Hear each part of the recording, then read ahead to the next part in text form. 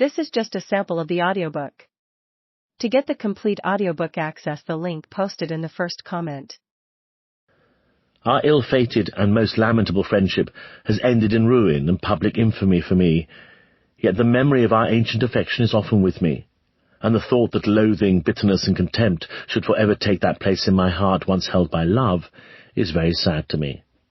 And you yourself will, I think, feel in your heart that to write to me as I lie in the loneliness of prison life is better than to publish my letters without my permission, or to dedicate poems to me unasked, though the world will know nothing of whatever words of grief or passion, of remorse or indifference you may choose to send as your answer or your appeal.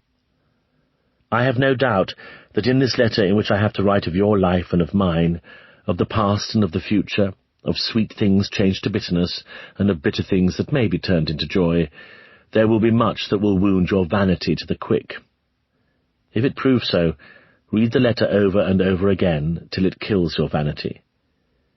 If you find in it something of which you feel that you are unjustly accused, remember that one should be thankful that there is any fault of which one can be unjustly accused. If there be in it one single passage that brings tears to your eyes, weep as we weep in prison, where the day, no less than the night, is set apart for tears. It is the only thing that can save you. If you go complaining to your mother, as you did with reference to the scorn of you I displayed in my letter to Robbie, so that she may flatter and soothe you back into self-complacency or conceit, you will be completely lost. If you find one false excuse for yourself, you will soon find 100, and be just what you were before.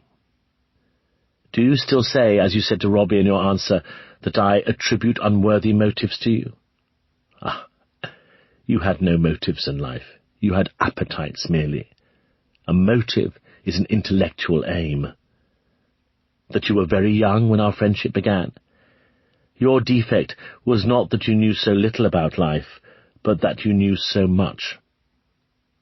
The morning dawn of boyhood, with its delicate bloom, its clear pure light, its joy of innocence and expectation, you had left far behind. With very swift and running feet you had passed from romance to realism. The gutter and the things that live in it had begun to fascinate you. That was the origin of the trouble in which you sought my aid, and I, so unwisely, according to the wisdom of this world, out of pity and kindness, gave it to you. You must read this letter right through, though each word may become to you as the fire or knife of the surgeon that makes the delicate flesh burn or bleed. Remember that the fool in the eyes of the gods and the fool in the eyes of man are very different. One who is entirely ignorant of the modes of art in its revolution, or the moods of thought in its progress, of the pomp of the Latin line, or the richer music of the vowelled Greek, of Tuscan sculpture or Elizabethan song, may yet be full of the very sweetest wisdom. The real fool, such as the gods mock or mar, is he who does not know himself. I was such a one too long. You have been such a one too long. Be so no more. Do not be afraid. The supreme vice is shallowness. Everything that is realized is right. Remember also that whatever is misery to you to read is still greater misery to me to set down. To you the unseen powers have been very good.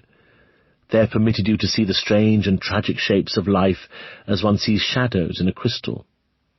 The head of Medusa that turns living men to stone, you have been allowed to look at in a mirror merely. You yourself have walked free among the flowers. From me, the beautiful world of colour and motion has been taken away. I will begin by telling you that I blame myself terribly. As I sit here in this dark cell in convict clothes, a disgraced and ruined man, I blame myself. In the perturbed and fitful nights of anguish, in the long monotonous days of pain, it is myself I blame. I blame myself for allowing an unintellectual friendship, a friendship whose primary aim was not the creation and contemplation of beautiful things, to entirely dominate my life.